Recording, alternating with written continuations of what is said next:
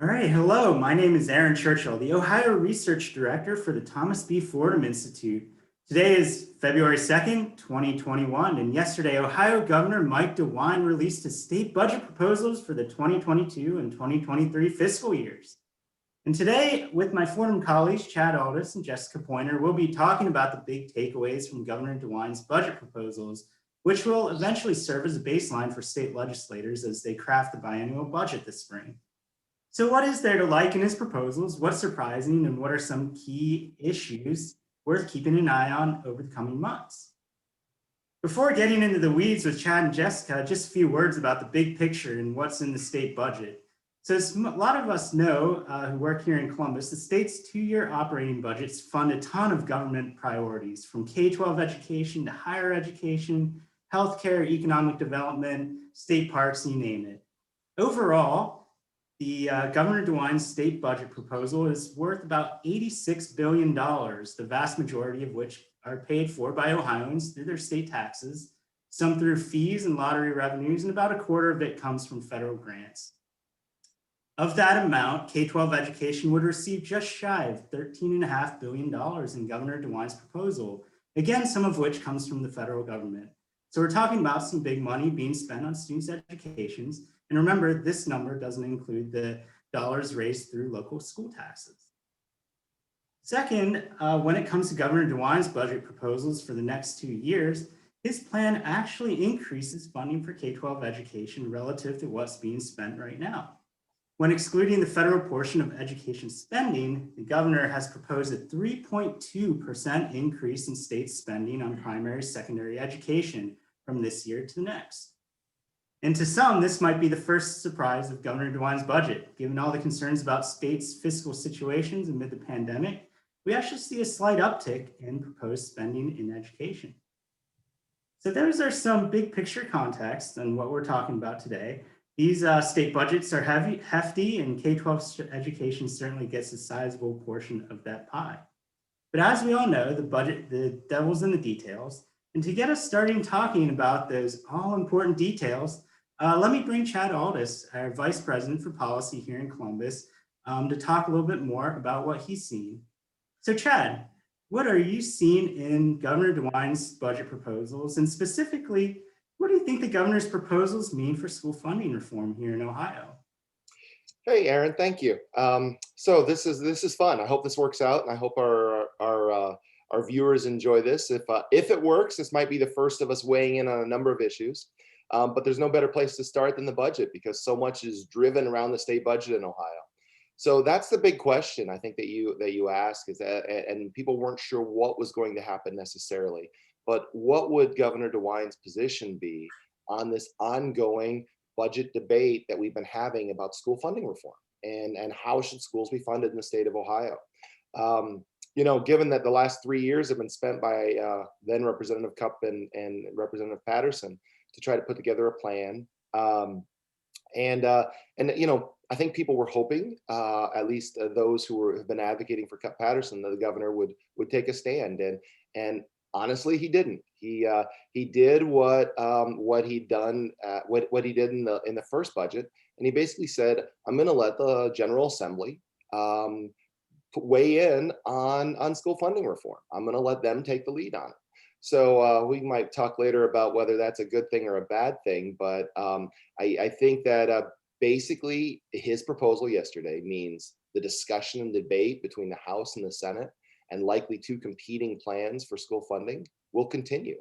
The one thing I will say that wasn't about school funding that he said in his press conference yesterday that I thought could have the biggest impact on whether a comprehensive plan like Cupp Paterson happens is, he said, what this budget does not do, and I'm paraphrasing, so forgive me, Governor, what this budget does not do is raise any taxes.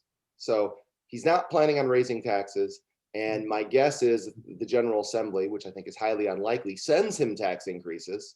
It doesn't sound like he would be open to them. So without tons of additional dollars, it's hard to see something like Cupp Paterson in its current form making it all the way through.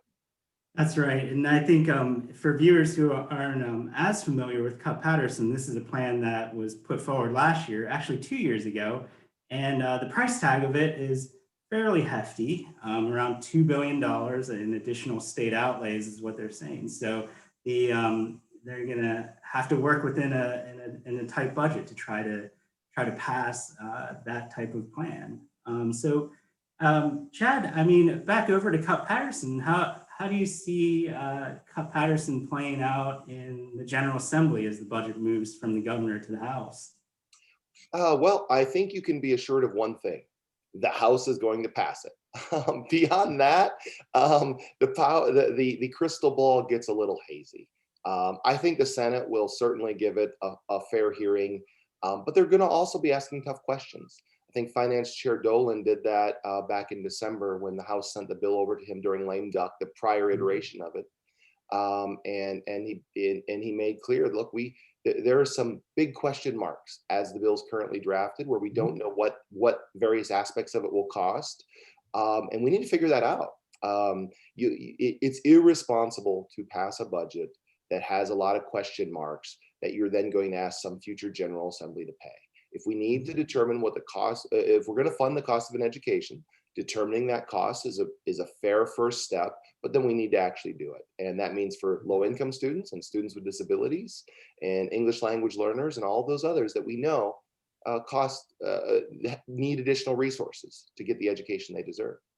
Yeah, and to me, it's interesting that Governor DeWine has taken a position on the school funding formula, is that it's sort of been a hands-off approach, which is different than some of his predecessor governors who have been very involved in the school funding formula, whether that's Governor Taft, Strickland, or Kasich, who were basically designing the school funding formula. And Governor DeWine, although he's had plenty of other things to do in the past 2 years since the pandemic, has definitely taken less of a bold, assertive approach with the formula, and left it to the General Assembly to really try to work and hammer out some of the details in school funding reform, which may be a better approach in terms of sustainability around the formula.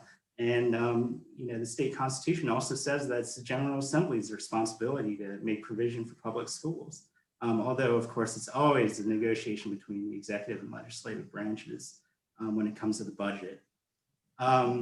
So turning to Jessica, bringing her into the conversation, what did you see in the state budget, and what were some of the bright spots in your mind around what Governor DeWine proposed?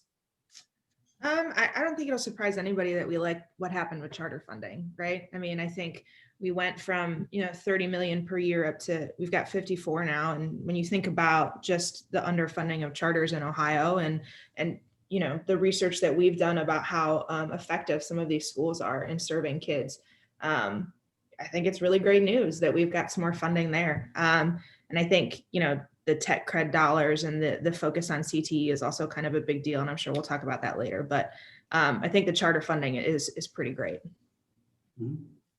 And what you're referring to is the charter funding for specifically for certain schools. Is that right? Yeah, the high quality charter funding. I think there's 3 separate criteria in state law that was put in place in DeWine's last budget, where it kind of funnels some more additional money into schools that meet certain quality criteria, which I think is important, right? Like, this isn't just a blank check. This is money that's going to schools that have proven that they're serving kids really, really well, and schools that are serving kids really well and not on equal footing as far as funding with similar schools serving similar populations. So I think it's just kind of another example of how Governor DeWine is interested in funneling money to kids that need it and to schools that are going to serve them well. And I think he deserves kudos for that. Yeah, something of a funding what works kind of approach, which is an important kind of concept when it comes to funding priorities. And I noticed, too, that Governor DeWine actually sort of championed that program in his last budget. And a lot of the things that he did in this budget was basically building up on those types of initiatives, whether it's the charter funding program, tech cred that you mentioned, and career technical education, and then also his wellness funding. So he really has staunchly supported the type of programs that he initiated in 2019. Sure. Chad, what did you see in terms of the budget, and what were some of the highlights? Well, actually, what I would love to sort of emphasize the point that you and Jessica just made. In an era where politicians will often just go with the flavor of the day, not necessarily our politicians in Ohio. I think they're more disciplined than that. But you see people running something up the flagpole, giving something a quick chance, maybe sticking with it for a year or two, and then just getting out of it. Say, oh, well, that didn't work. And look at some of the reforms we've had in Ohio. Before this governor, some of the reforms we had, people would try them out for a couple of years. They didn't see this massive transformation because real reform takes time. And then all of a sudden, they just moved on to something else and failed to offer support. Instead, what you see with Governor DeWine in those 3 programs specifically you mentioned is he doubled down. He said, look, I'm committed to all students having the learning supports they need to be successful. So what did he do? He continued funding for his health and wellness programs, and he upped the dollar amount. His and Lieutenant Governor Husted's leadership in the career technical education field and making sure there are great pathways to the workforce for Ohio students. So they've done additional funding for industry certifications and tech cred. I mean, what a fantastic effort. And then, of course, as Jessica mentioned, the charter funding. So what you saw from Governor DeWine was a commitment to what he believes in. You know what? I don't know that you can ask for much more than that, right? And he's put his money where his mouth was. So, well, he's put our money as taxpayers where his mouth was. But, he's funding his priorities. And that's exactly what he should be doing. Yeah. And you mentioned tech cred, and we've in career technical education. Jessica, you've written a fair amount on career technical education over the last year. Can you talk a little bit, and for listeners who might not be as familiar with some of these programs, what are industry recognized credentials? How do they help high school students achieve their goals? And what is tech cred as well? So industry recognized credentials are exactly what the name says. They're credentials that are recognized by an industry that students and adults can learn, that are kind of like in a lot of ways, they're sort of a way in the door in certain careers. You get an employer who looks at this credential and says, yes, this person knows the basic skills or ideas or concepts that I need. And there's been a push, in Ohio over the last, I'd say, decade to really emphasize industry recognized credentials and career tech. I think you can see that partly in the graduation requirements we've got now, where there's a graduation pathway through CTE. We've got a really diverse and really complex CTE sector in Ohio. So capitalizing on that, I think, is key. But specifically the budget, you've got, I think it's something like they're going to fund 70,000 more credentials for high school students in particular, which, like I was saying with the graduation pathway, I think is key, because now you're sort of putting your money where your mouth is, like Chad was saying, and saying, this isn't just a graduation pathway that's there to maybe take advantage of. This is something that we believe in that can give kids a leg up once they graduate. And then tech cred is something that isn't specifically focused on K-12, but it's the state initiative that is aimed at helping more adults earn the industry recognized credentials we were talking about. And specifically, they have to be technology focused credentials. So it helps businesses upskill current employees and potential employees. I think what's really great about tech cred is that it really aligns with a lot of priorities that Ohio has. So you've got Ohio Attainment Goal 2025 in the wake of, it's still in the middle of COVID where everything is virtual. These are technology focused credentials that are only going to become more important. And what he's done for tech cred is, you had 12 million per year, I think was tech cred, so about 24, and now it's knocked up to 50 million over 2 years. And I think there's even, and don't quote me on this, but I think there's even additional funding for this year. And I don't think it's surprising that we've followed up on tech cred as far as, we talked about funding that works. We've got almost 1,000 employers that got funding through the original, I think 5 cycles of grants, and over 11,000 credentials. It's been really successful and businesses love it. So I think there are 2 areas that have proven that they can get people, up the ladder, so to speak. Yeah, I think career technical education and upskilling the jobs is a huge focus of Lieutenant Governor John Husted's comments yesterday in the rollout of the budget, and really made that a point that, Ohio is making a commitment to making sure that high school students and all adults in Ohio have the skills they need for great jobs and great careers. And that's an important goal for the state. So we have a few more minutes, and we wanted to get toward what's going to happen next with the state budget. So Chad, I'll put you on the spot. We have a kid in the background. He loves budget stuff, by the way. I know from age 1 to retirement, people love the state budget. So Chad, what's going to happen next with the state budget procedurally, and also what do you think might happen when it lands in the House and the Senate for education? That is. Yeah. So I think the normal procedure, I think, will go off as usual, which means within the next few days we'll see the bill language that actually that will contain not only enacting language for all of the policies we've discussed, but also usually there are some other nuggets of policy changes in there. The governor's office, I think, has kept has been pretty tight-lipped about what that will contain in terms of whether there are any policy changes. But it's sort of like, when the Blue Book has come out and told us what the various line items in the budget will be, it's sort of like the movie trailer. It won't be until we get that 3,000-page actual budget language that we can dig in and really get to the meat of everything and see exactly how things are structured. For our viewers, movies, by the way, are those things we used to go to, where you'd go to a big place and sit with a bunch of people in close quarters and eat popcorn. Not that they happen anymore, but anyway, so that'll be the first step. I think then we'll see several weeks of hearings on what the governor's proposed. And then I think in pretty short order at the same time, you'll see the House rolling out its school funding plan, which will use, I'm sure, as its core the major components of Paterson. I'm guessing they will refine it because my understanding is they're continuing to talk with stakeholders and trying to make the plan as good as it could be. By early April, mid-April, the House should be wrapping it up. My guess is they will put Paterson into the state budget and pass it and send it over as part of the state budget, removing sort of the placeholder language that Governor DeWine had in and sending that to the Senate. And from all the indications in the press that we've seen, it looks like the Senate will do their own version of the state of a school funding formula, and then you're going to see lots of discussions, lots of certainly between the president and the speaker. And my guess is at that point the governor will get more engaged in what the substance of that looks like, and we will see what happens. But we may use the entire time we have allotted through June 30th to work on this, because there's a lot of big issues, and there's some a lot of time should be spent. This is really important.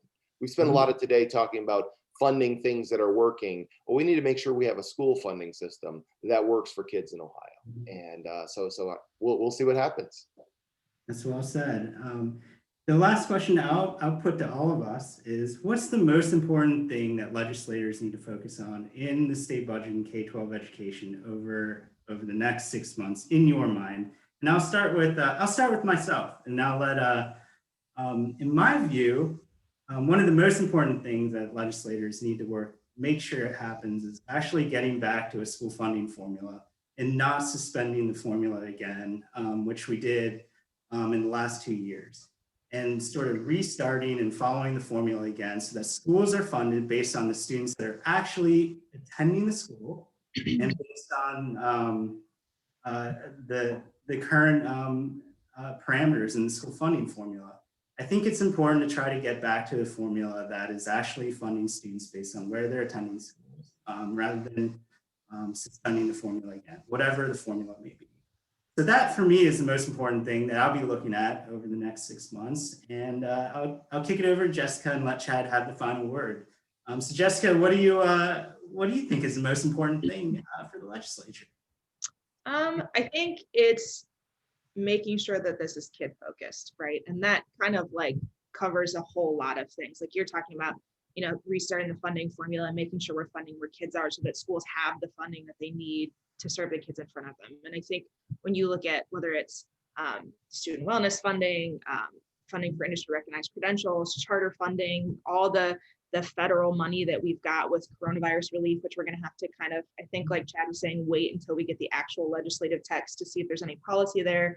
But I think the most important thing is making sure that in all of these many, many discussions that we're focusing on doing what's best for kids, that money's going to where it needs to go to make sure kids are getting the education that they deserve. And I think that means all kids, right? That doesn't just mean, kids in certain schools or kids in certain areas. I think it's all around. And I think if you kind of have that as your true north and what you're focusing on, then I think everything else becomes not easier, but a little more clear.